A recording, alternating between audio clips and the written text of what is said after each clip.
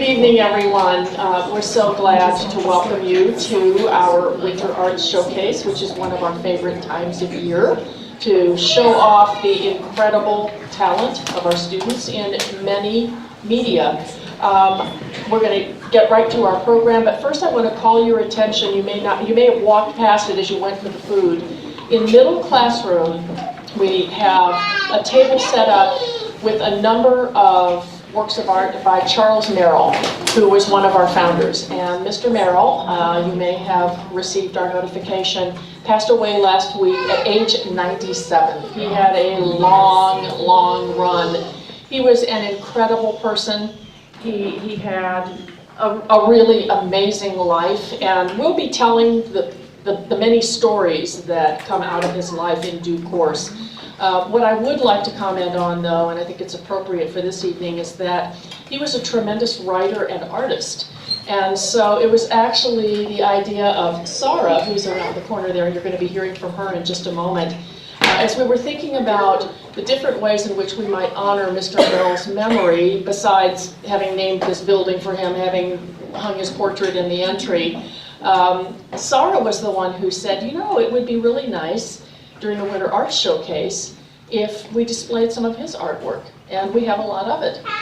We couldn't move the stained glass panel out of Sayers, but we were able to take some of the smaller pieces down for you to enjoy. So we'd like to dedicate this evening of music and dance and artwork to Charles Merrill, and if we could just all take a moment just to send our thoughts Charles's way and in the direction of his family. Thank you very much. Okay, before we get into our program, we are going to complete our tribute to Charles with three of our current students. These three very special people are the direct beneficiaries of the Merrill largesse. They are our Eastern European scholars. We are incredibly, incredibly fortunate to have them with us. They bring so much to our TJ community. We're very proud of them. When they heard that Mr. Merrill's health was failing, they decided that they wanted to send letters of encouragement and appreciation. And so each one of them put together some words which were conveyed over to Poland, which is where Charles was when he passed away. And those words were read to him. He lived to hear them. When I read them, I was so moved that I decided we just had to share them more broadly. So I'm challenging these three. It's an emotional thing for them. But these are the words they wrote to Mr. Merrill right before he died, and he did get to hear them. And Sarah has the courage to come out and be the first one to share her words. So this is Sarah Halili, and Sarah is a senior this year. Just kind of hold the microphone and I'll let you share your words. Dear Mr. Merrill, there are no words to express how thankful I am for having met you 2 years ago. Little did I know how far my appreciation of you would go when you handed me the beautiful picture to hang on my previous school's wall. Little did I know how much you had achieved when you zealously talked about education. Little did I know that our handshake after my presentation would stay forever rooted in my mind, heart, and life. In fact, it would become the subject of my college essay. My beloved Mr. Merrill, in this cold November night, after having applied to a lot of colleges and anxiously waiting to hear back from them, little do I know what or where my next step is going to be.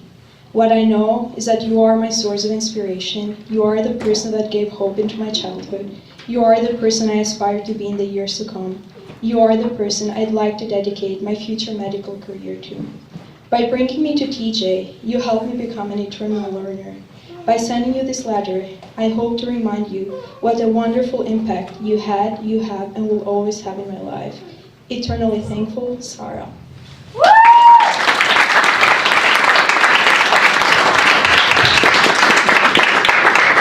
Thanks, Sarah. Miko, you're up next. Miko is going to share his words, and Miko has not known Mr. Merrill for quite as long, and Miko came to us this year from Poland, from Splot, but he has his own thoughts to share, and he's going to do that right now. So I'll just. You prefer not to? Yeah. Okay. I'll speak without the mic. It's more comfortable that way. Sir, I did not know you well, but I was honored to be among those gifted with your generosity. I look up at you as a person, a role model, a person I admire and whose attributes I want to adopt in my life. And once back in Splot, that's my school in Poland, I have heard a story about you. They said once you stayed in a fancy hotel, and the hotel employees did not want to let you in because of your suit's condition. A person like you, an intellectual, a philanthropist, was not let in because you choose to be humble.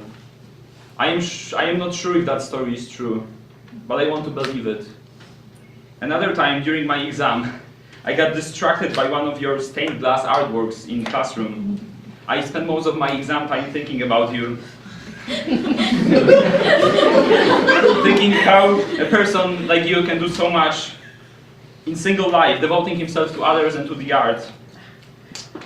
Few weeks ago, my grandfather passed away. I was shaken by his death. And hearing about your condition, I thought about all of it, thinking how life is fragile. And my grandpa was my hero, and so are you. I hope you will get better. I am not ready to lose another hero. And nobody in the whole world is ready to lose you.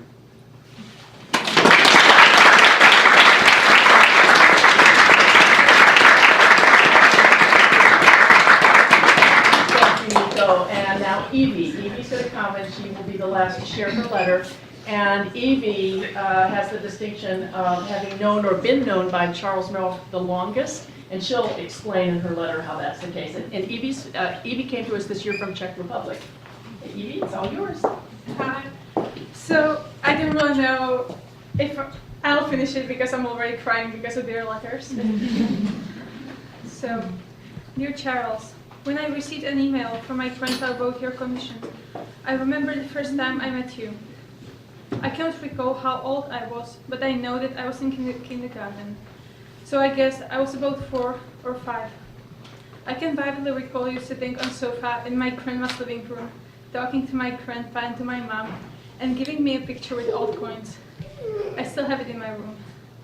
Then I did not see you for a long period of time, but I kept hearing about you from my grandpa Yuri. Fortunately, more than 10 years later, I saw you again with the most wonderful woman by your side. We went to the most beautiful bridge on the earth, the Charles Bridge. Our story followed with Grandpa Yuri and me visiting you 1 year later in Novi Sad, 2 days before the Easter Monday.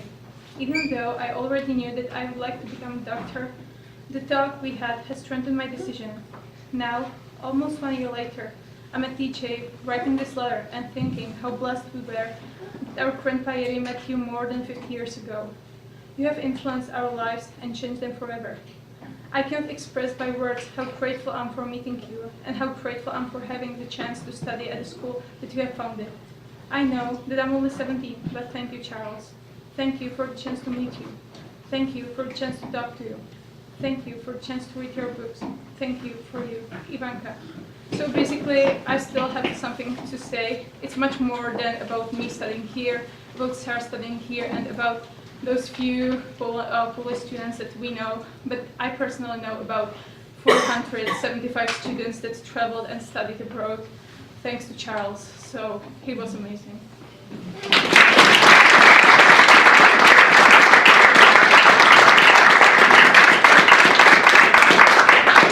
Their words are the most powerful ones, so thank you. Thank you for allowing us to share those with you.